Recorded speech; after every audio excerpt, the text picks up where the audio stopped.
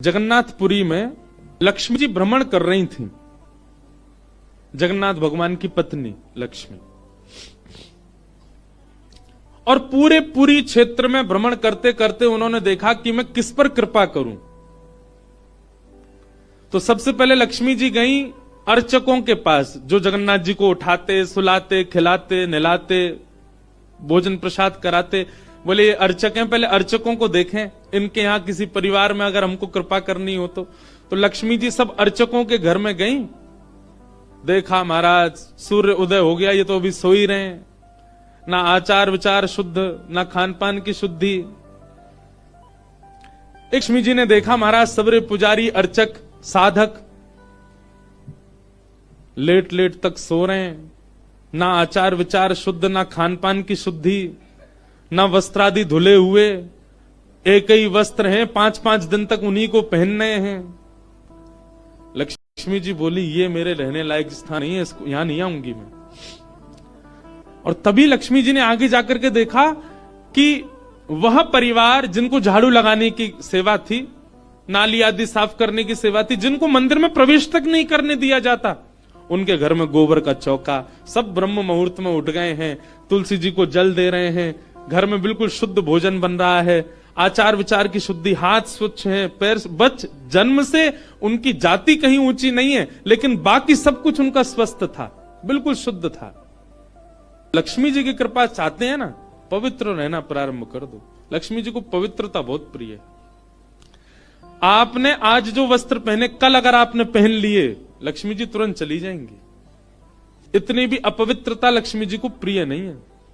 लक्ष्मी जी बोली ये अच्छी है, इसके यहां मैं जाऊंगी। लक्ष्मी जी प्रत्यक्ष प्रकट हो गई उनके घर में जाकर के। अब वे तो बेचारे छोटे मोटे लोग, बेचारे ज्यादा धनवान तो थे नहीं। उन्होंने जब देखा कि अत्यंत गहने पहन रखे हैं, ऐसी मधुर सुगंधी आ रही है, रूप देखकर के नेत्रों के पलक नहीं झपके जा रहे, सबने दंडवत प्रणाम किया। बोले आपका परिचय? बोले हम जगन्नाथ जी की गृहिणी हैं, साक्षात लक्ष्मी।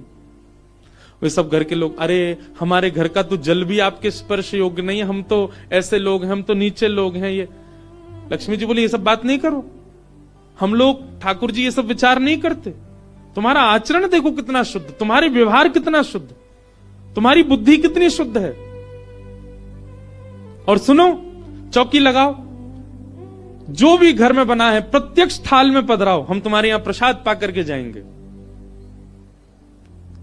पूरा घर भाव विवल हो गया, सबके नेत्रों में आंसू, साक्षात लक्ष्मी जी आई हैं।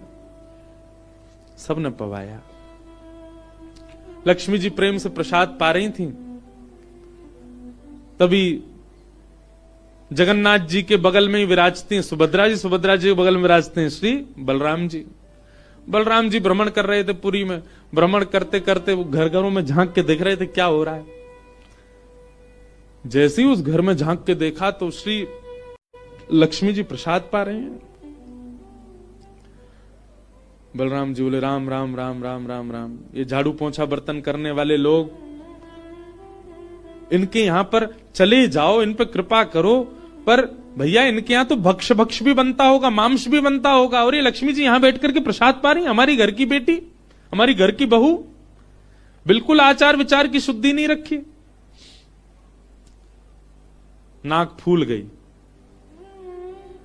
बलराम जी की नाक फूल गई। महाराज आकर के कुछ बोले तो नहीं, मंदिर में आके बैठ गए।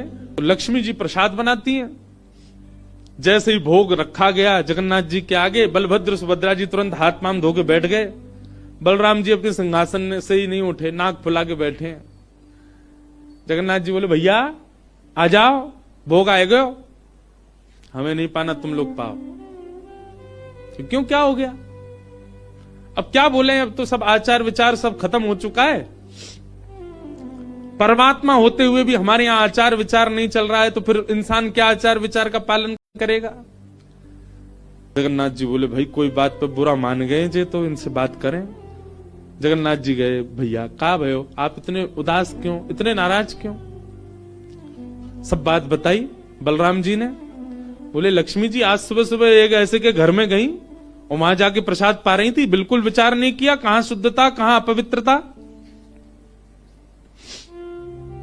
हम तो इनके हाथ का बना भोजन नहीं करेंगे।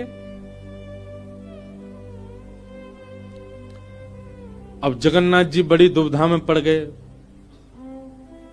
यदि पाऊं तो भैया नाराज बैठे, भैया कहेंगे मैं नाराज हूं, इससे कोई फर्क नहीं पड़ा है, फिर भी पा रहा है, और नहीं पाऊं तो लक्ष्मी जी टेढ़ी टेढ़ी देख रही हैं कि मैंने बनाया, ये पा क्यों नहीं रहे।